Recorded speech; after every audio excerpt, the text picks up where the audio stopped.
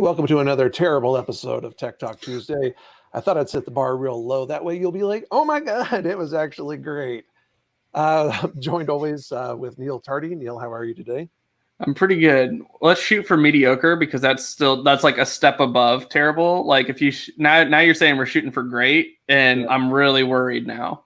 Well, you know our motto: we aim to try. That's right. So we got a lot. It's been an interesting kind of continuation of some news. Apple continues to, I think, kind of push back and try to further explain how they're going to scan your photos. If you recall from our past episode, we talked a little bit about that. Turns out they've been scanning your email since 2019, maybe even before that. So that's not a joke. Actually, they actually got poked at a little bit, and somebody said, your verbiage is a little weird. That makes me wonder about this. So, yeah, see, you were all worked up and you were already being scanned. So it's like, just stop. It's fine. Oh, man. So anyway, the good news is T-Mobile did not get hacked this week, or at least if they did, we don't know about it. So, we're already off to a pretty good start. Not bad for a Tuesday. You and I spent a lot of time on like conference calls and Zoom meetings and things like that. And I saw that you brought in this article about Google Meet. That's right. So just another reason why Google Meet is a far superior product to Zoom. They will now try to let you know if you're causing an echo. So everyone, I'm sure at this point, has experienced the terribleness of somebody echoing like crazy on your Zoom and or Google Meet. And now Google Meet's going to say, hey, you're causing an echo. Obviously, Google Meet does have some echo cancellation stuff going on, but depending on what setup you have, like they can't just account for all that. So now if they think that you're causing an echo, they're going to pop up with this cute little banner and say, hey, stop doing that, please. You're pissing everyone off. That's awesome. Because I know it pisses me off. I always feel like I'm in like a bad 80s concert or something with like a heavy metal rock band. They're like, I can't hear you, Wendy. Wow, wow, wow, wow, wow. Like, oh, playing with some fun reverb. It's just terrible, man. So you may not see this right away. It's going to take about 15 days for them to fully do the rollout. Admins will not have to do anything for this to actually start showing up. It'll just be the default.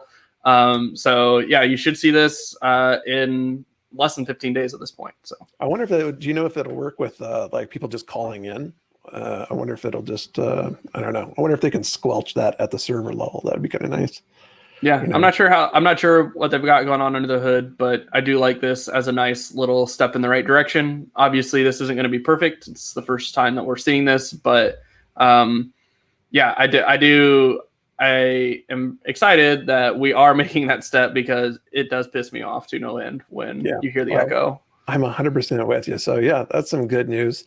We got other good news, just kind of building upon kind of a brief mention, I think from our last episode, we talked about Poly Network, right? Getting hacked, and then they like put a note right on their website and said, basically like, please give us the crypto back.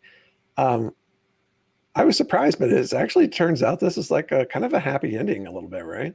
Yeah, that's right. So, you see the big eyeball pop up there, 600 million. Yeah, that was all taken. But obviously, maybe not obviously, if you don't know how blockchains work, that ledger is visible to everyone. So they can see that they've taken all of that, and they can freeze that wallet. So that's what happened. They froze the wallets that took the money, or the crypto rather.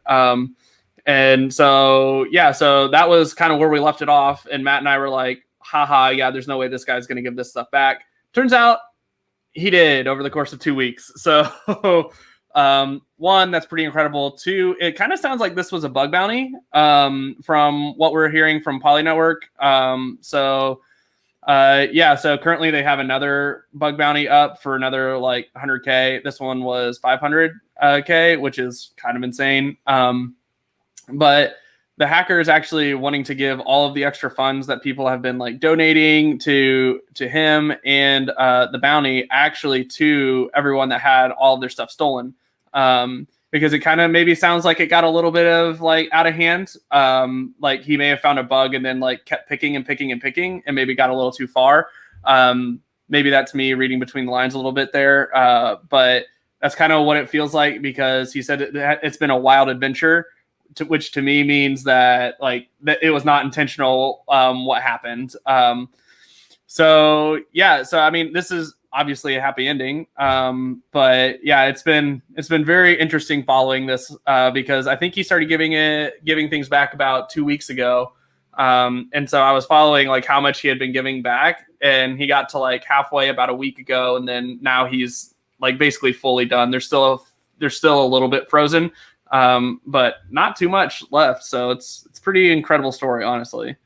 And it sounds like the stuff that's frozen is actually not even because he's frozen it or hidden it or anything. It's because of their and the correct response to their kind of the security of those transfers. They froze those ledger accounts. But yeah, well, once that chomps down, sometimes I know it's really hard to lift that, as it should be. But yeah, I don't know. And it sounds like they actually offered him a job even. Yeah, I think I saw something about that last week as well, that they did offer him a job, which makes sense if it actually was a bug bounty. So yeah, it definitely makes sense if you start adding that up. Not sure if that's just PR spin, but we'll see. Yeah, who knows? Speaking of PR spin, oh my gosh, have you seen this milk crate challenge stuff? I had not seen it until today when I saw you send this article, and then I started seeing it like everywhere.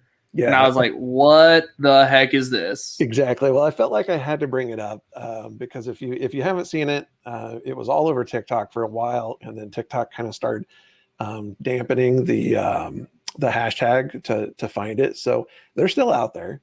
They're of course all over YouTube. But what is the milk crate challenge? That's literally people stacking up milk crates. If you think of like the end of any Super Mario Brothers level, like where it just creates like a stair step effect, they're basically doing that up to 7 crates high. And so if you think about it, on the surface of it, it sounds like, I don't know, that's probably okay. It's not, or we wouldn't be talking about it. I mean, people are like falling, like really hurting themselves and things like that. It's like the next thing, right? It's like the Tide Pod challenge. I mean, there's always something, right? So if you haven't seen these, just don't even go, like, don't give them the views. Like, it's Darwinism, I know, but I don't know. I have no patience for people doing just like really, really dumb stuff and then being surprised with how injured they get. Yeah. So I will not be participating in this challenge. Yeah. You know what? And as I know everybody always looks at me and they say like, Matt looks really fit. I bet he runs upstairs regardless of what they're made of.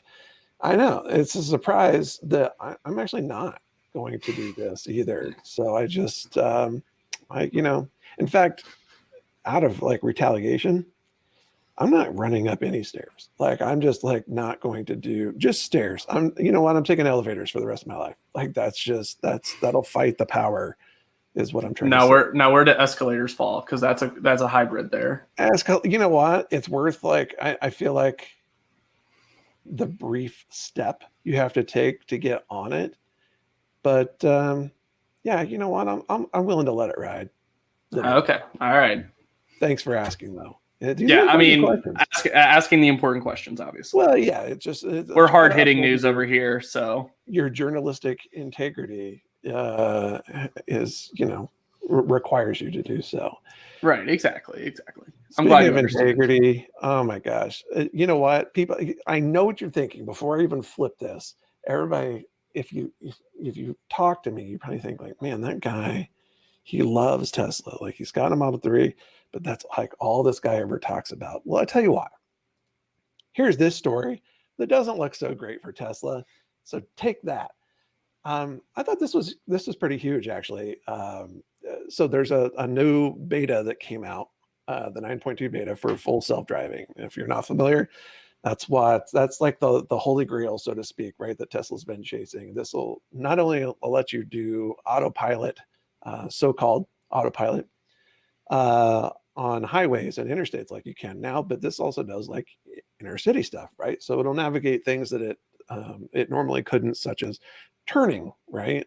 Taking roundabouts, making sure it's not going to crash into the side of something. But all that said, actually, it was really funny. I'll scroll down so you can actually see this.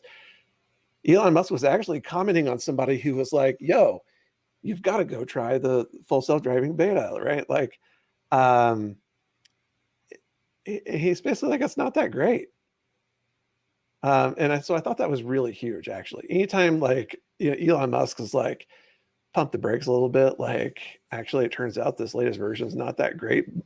He was quick to say that, we're going to make it better. But I think it's interesting because there's so many incidents of people that are running the full self-driving beta, which they expanded pretty dramatically, right? There's like cars that like are running into trees and like doing all kinds of like crazy weird stuff. You knew it was going to happen, right? But it's just interesting, and I think anytime there's a big incident like that, I always think you're told to like constantly like maintain vigilance and like be ready to take over at any time. I think, like all things, right? Technology makes us a little probably like careless. So anyway, I just think that's very, very interesting. If you'll recall, at the end of last year, I thought or maybe it was even the year before, that we were going to have robo taxis, right? So this was all going to be a done deal. So I don't know. And there's a lot of competition, right? You've been seeing a lot of like electronic, competition come from like Ford. You got pickup trucks. You've got the Mustang, for instance. I know a lot of people were excited about that, but so I don't know. This is people are catching up quite a bit, but it'll be interesting to see, I guess, how this goes. Yeah, I mean, I don't know. I was like really high on Tesla for a while, and now I'm like very not. So, and you've probably seen that change. If you continue to watch the show, you continue to see the negative spiral of Tesla in my mind. This just further puts them there and cements it in my head. Again, promising things they can't actually deliver. They're still promising full self-driving by the end of the year. There's no way in hell that's happening. Particularly if they're hitting trees, right? Like, it's just not going to happen.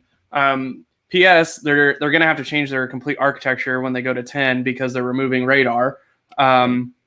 So, which every other car company is currently using as well. So, oh man, they're ahead. No, they're not. Like, I do not believe that Tesla's ahead in full self-driving anymore. Yeah.